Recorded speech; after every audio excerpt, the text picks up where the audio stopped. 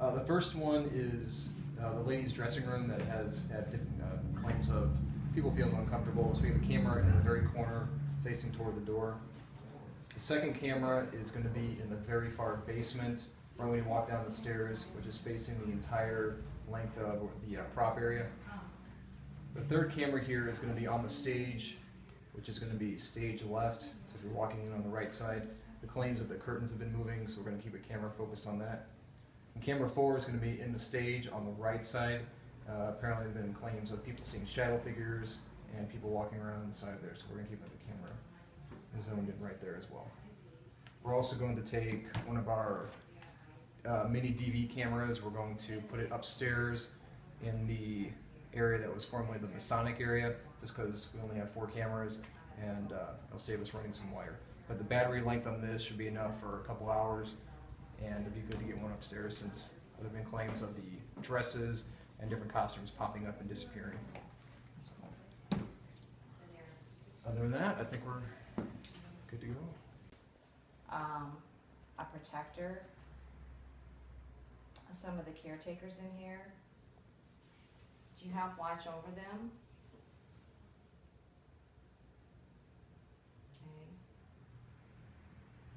Okay. Is your name Beth?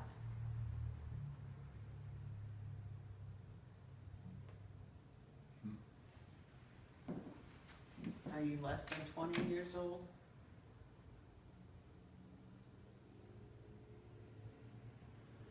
Are you less than 15?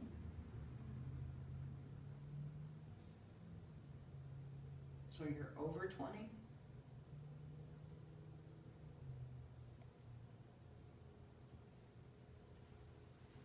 Are you over 30? Are you gone? Well, yes, they are. I got a flash of a reading, but nothing.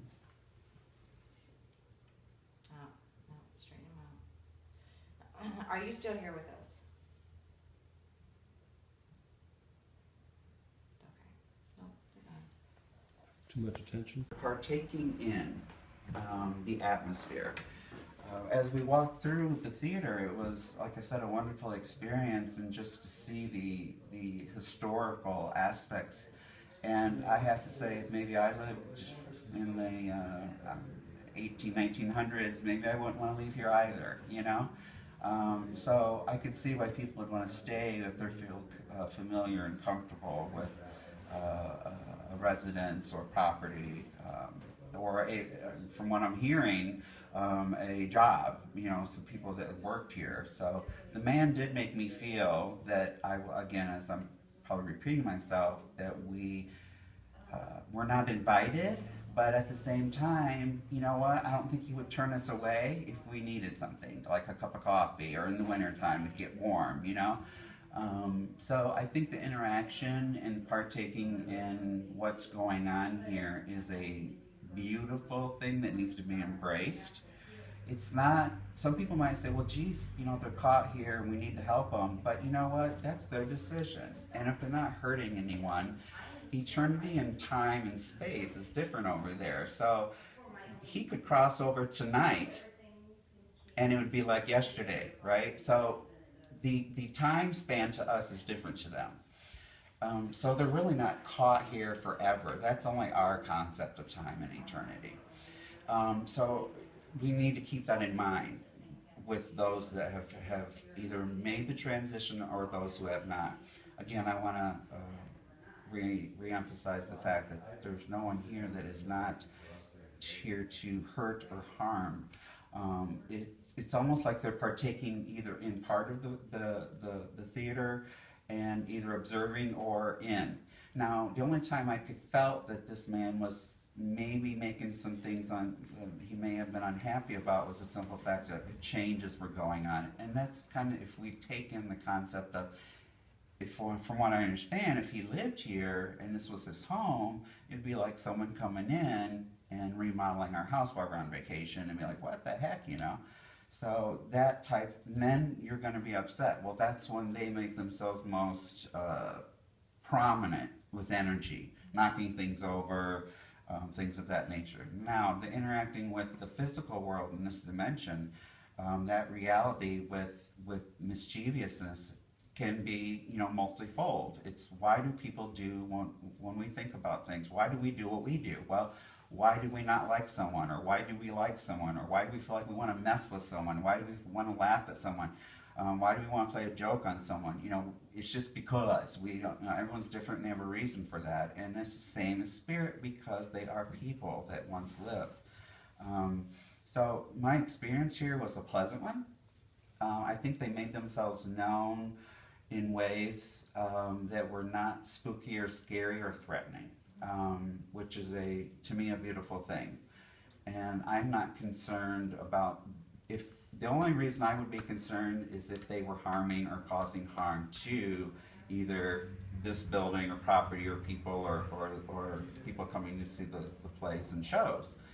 That would be a problem, and we'd have to make their transition, or at least provoke them to make their transition.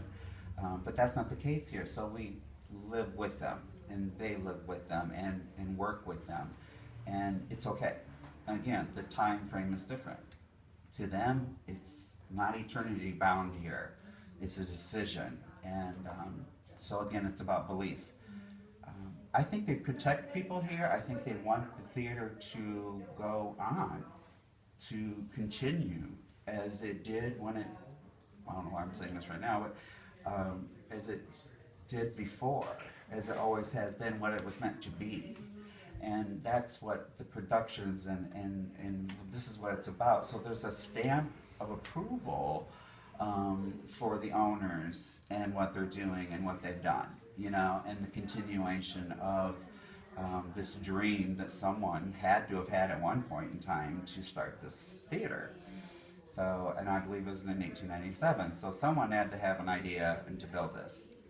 Right. So tell us what you experienced when we were in the dressing room, which was the first room that we went into. And Okay.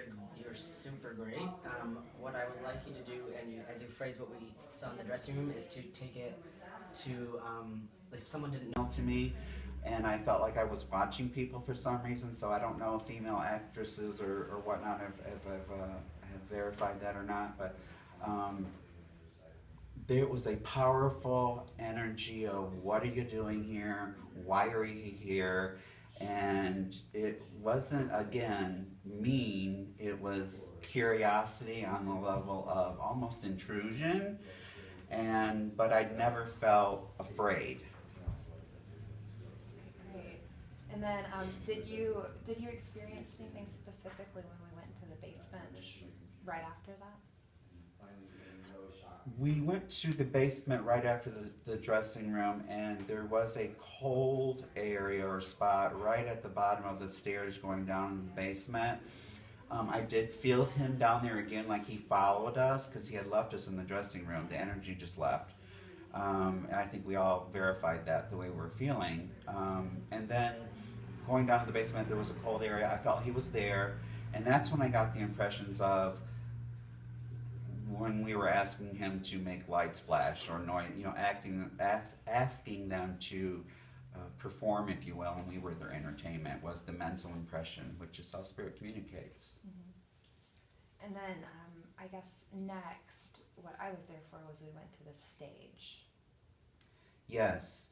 Immediately coming up from the lower level onto the stage area, if you will, instantly there was almost walking through a wall of, for lack of better words, invisible wall, a curtain of energy. And I felt like I was peeking or staring behind the curtain, waiting for but there was this tremendous amount of whirling going on right at the bottom of the stairs in the stage area in the theater.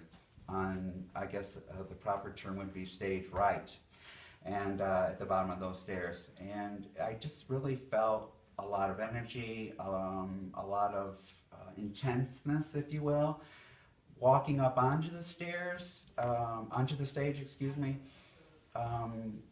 The curtain area on stage right, I did get pulled or tugged on my pants. I felt a female there. I kept seeing visions of her in this dress and this garb. I don't know if, again, we were discussing later on if this was someone preparing for an actor or if this was an actual way they dressed, but she was very Victorian in her appearance, and I found that interesting. I felt like I needed to perform, or it was an opening night, and something wasn't going right. Something was off. My cue, I was really anxious, and I kept hearing the name or a term brother or brothers, like I was supposed to impress the brothers, whatever that is. So we still don't know what that is, was about.